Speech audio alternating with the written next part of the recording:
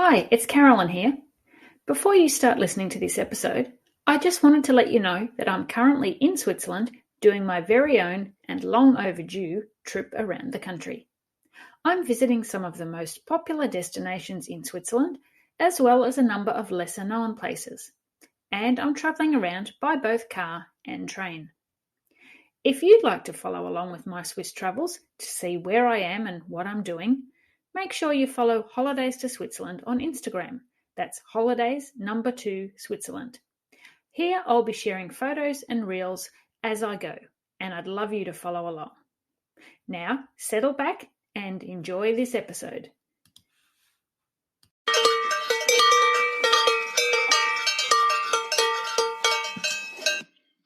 Welcome to the Holidays to Switzerland Travel Podcast. Your host is the founder of holidaystoSwitzerland.com and the Switzerland Travel Planning Facebook group, Carolyn Schonnefinger. On this podcast, Carolyn will be joined by a variety of guests who share their knowledge and love of the country to help you plan your dream trip to Switzerland. Grüezi, and welcome to episode 35. If you've started researching your trip to Switzerland, you're probably aware that it is an expensive country to visit. There's no avoiding the fact that, in most cases, you're going to pay more for things in Switzerland than you would at home. But with the high prices comes high quality. In Switzerland, that old saying, you get what you pay for, certainly rings true. So how can you get the best value from your valuable vacation dollars without missing out on all the excursions and once-in-a-lifetime activities that you'd love to do? After many trips to Switzerland, I have a few tried and tested ways to make my vacation dollars stretch further, while still enjoying all the experiences that make a trip so special. In this episode, I'm going to share my 15 top tips with you. Before I get started, one general tip I have for you is to book as far ahead as possible to try and secure the best deals. When we aren't in the middle of a pandemic and travel restrictions are changing frequently, I tend to book the major components of my trip 6 to 9 months ahead. My thinking is if I've prepaid for all the big ticket items, I won't be in for any rude shocks due to currency fluctuations or accommodation in my price range being unavailable as my trip gets closer. By purchasing things like airfare, transport and accommodation well in advance, it also means that the major costs have already been paid for well ahead of time, giving me plenty of time until my trip to put aside funds for the incidentals like food and any additional sightseeing. One downside to booking and prepaying during a pandemic is that often the early booking rates that are available are non-refundable. So if you are considering prepaying, do so with caution. Okay, so let me share my 15 top ways to stretch your Swiss travel budget further. Tip number 1 is to be flexible when booking your airfare. Although Zurich is Switzerland's largest airport, you might find it considerably cheaper to fly into Geneva, for instance. As Switzerland is a relatively small country, it's less than 3 hours by train between those two cities, so your point of entry is not really going to add too much additional travel time onto your arrangements. If you can save a couple of $100 just by flying into Geneva rather than Zurich, hey, I'm sure that's worth it.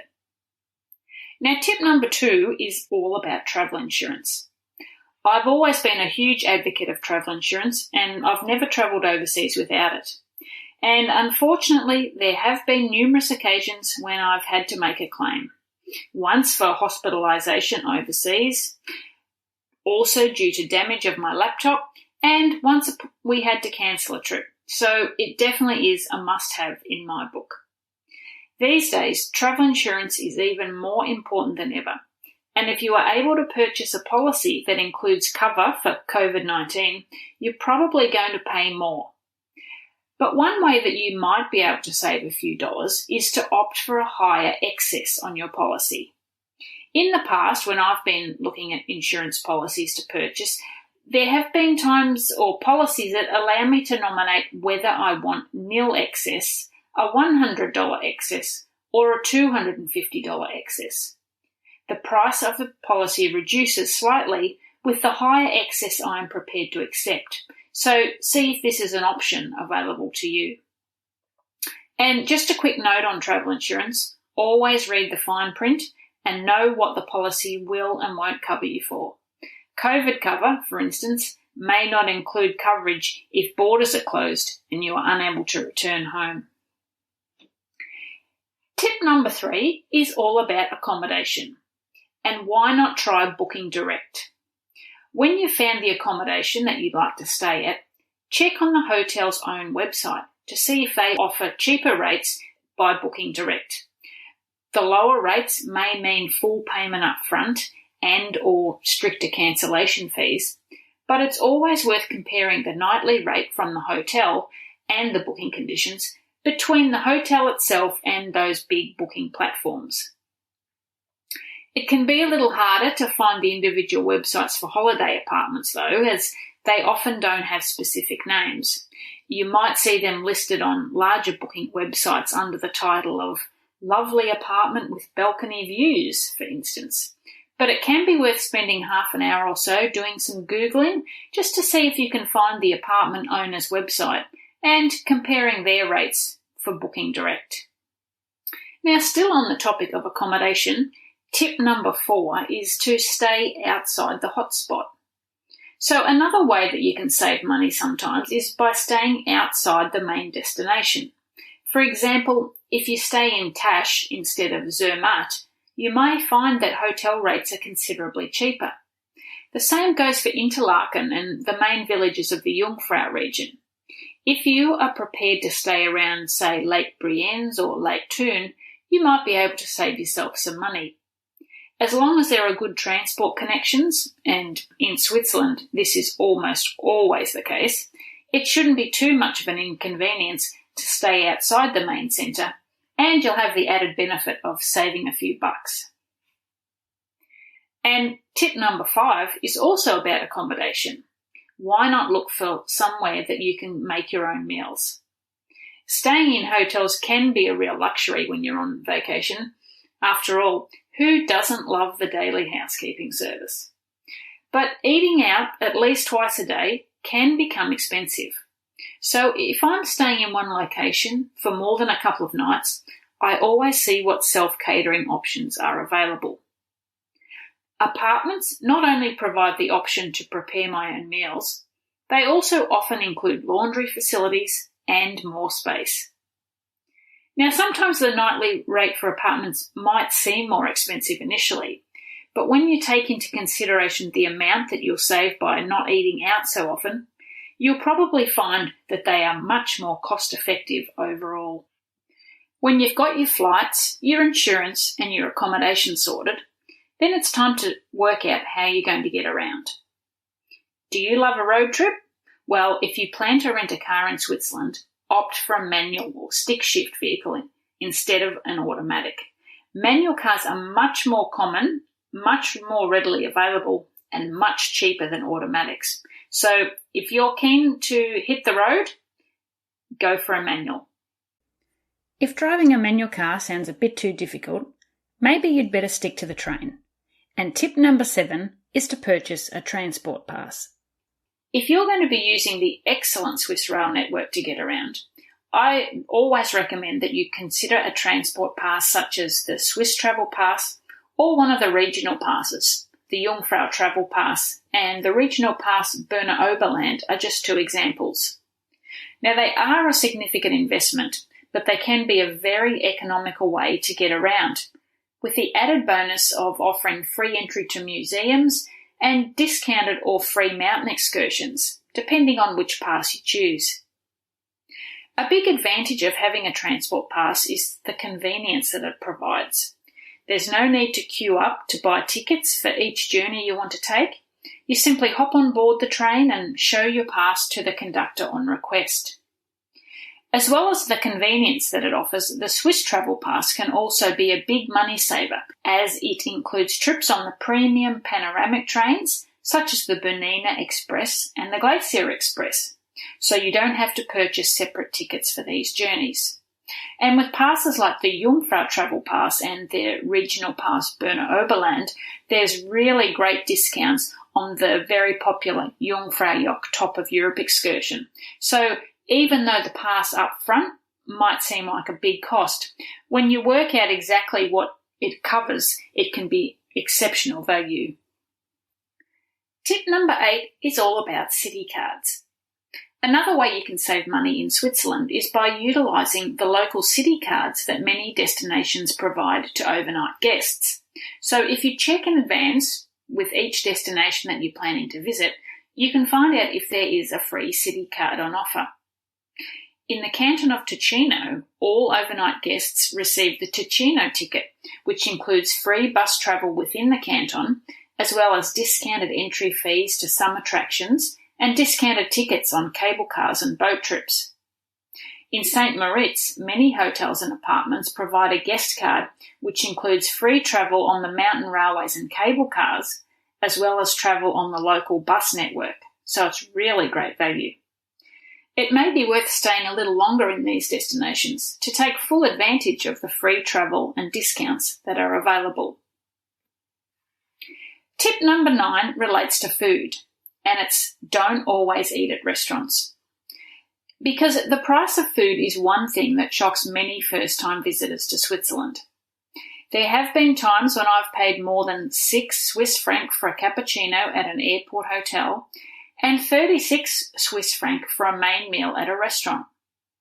That's okay if it's only happening occasionally, but when you are tripping around for a week or more, the cost of eating adds up pretty quickly. Luckily, there are lots of ways that you can save on food and drink in Switzerland. Firstly, you don't need to eat at restaurants all the time. Supermarkets have a great selection of high-quality packaged salads and sandwiches, and the salads even come with plastic cutlery.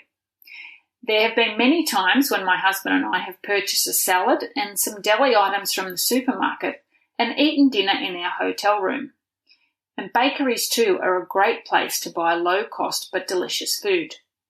So when it comes to dinner time, don't automatically think, which restaurant am I going to go to? If you plan in advance and grab something from the supermarket, you can have a hearty, delicious meal without it costing a fortune. If you are craving a cooked meal during the day, the local supermarket might have you covered there too. So tip number 10 is to look out for the major supermarkets and department stores and see if they have their own restaurants. Many of them do, such as Coop, Migros and Manor, and they have a restaurant with a huge selection of meals on offer. This is where a lot of the locals eat, so you can be assured of quality.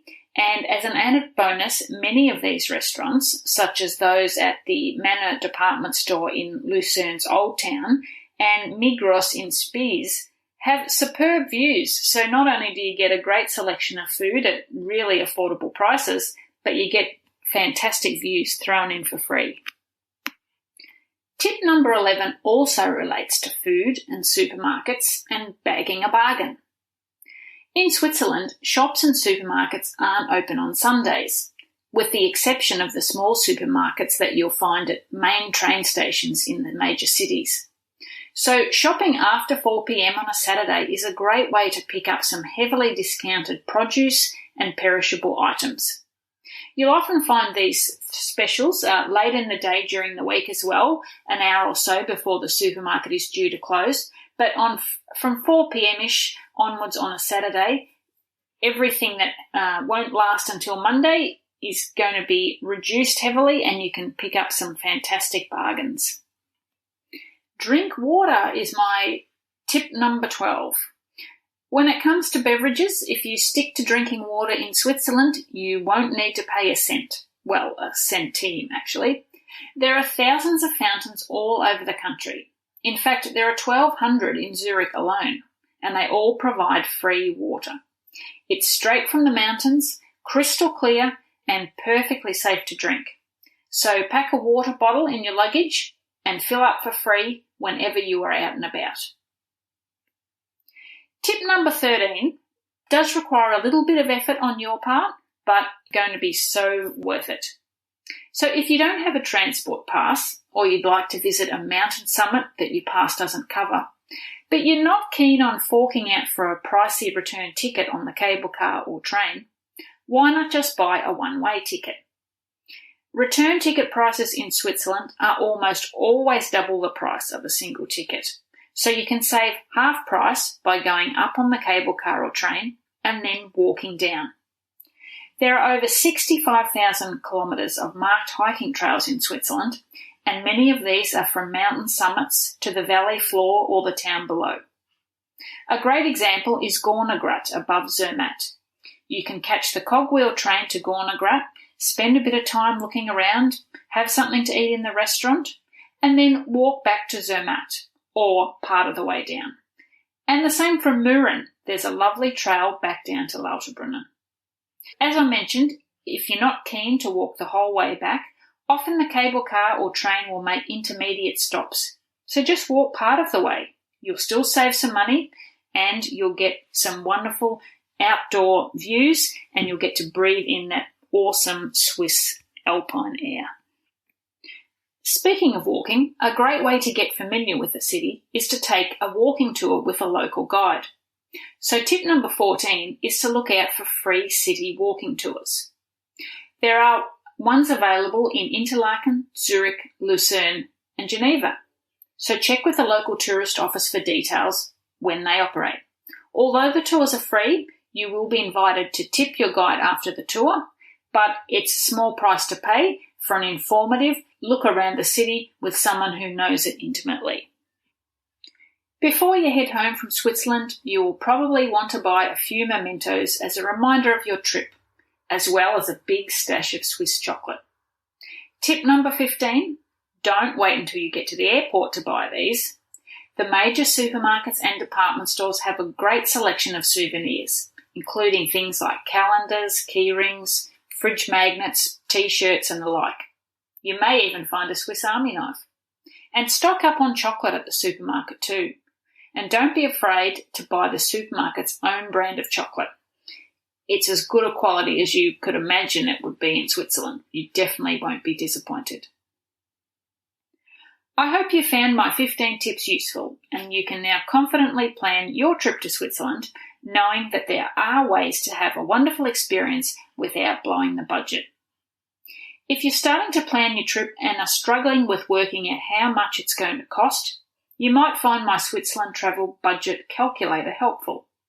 It's a free downloadable guide that includes details on average nightly costs for hotels and apartments, the prices for some of Switzerland's most popular mountain excursions, and the cost of the various transport passes, including the Swiss Travel Pass and Jungfrau Travel Pass.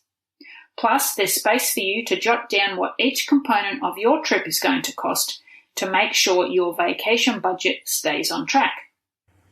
I'll include a link to the budget calculator in the show notes for this episode, which you can find at holidaystoSwitzerland.com/episode 35. And I'll also include a list of these 15 top tips so you can easily refer back to them as required. Thanks again for your company. Until next time, tschüss! Thank you so much for listening. For more great resources on planning a trip to Switzerland, make sure you visit holidaystoSwitzerland.com, where you'll find trip planning tips, destination guides, information on transport, including Swiss rail passes, and much more. You're also encouraged to join the Switzerland Travel Planning Group on Facebook, where you can ask questions and chat to other past and future travellers to Switzerland. You'll find show notes from today's episode at holidaystoSwitzerland.com/podcast, and be sure to subscribe to the Holidays to Switzerland Travel podcast so you never miss an episode.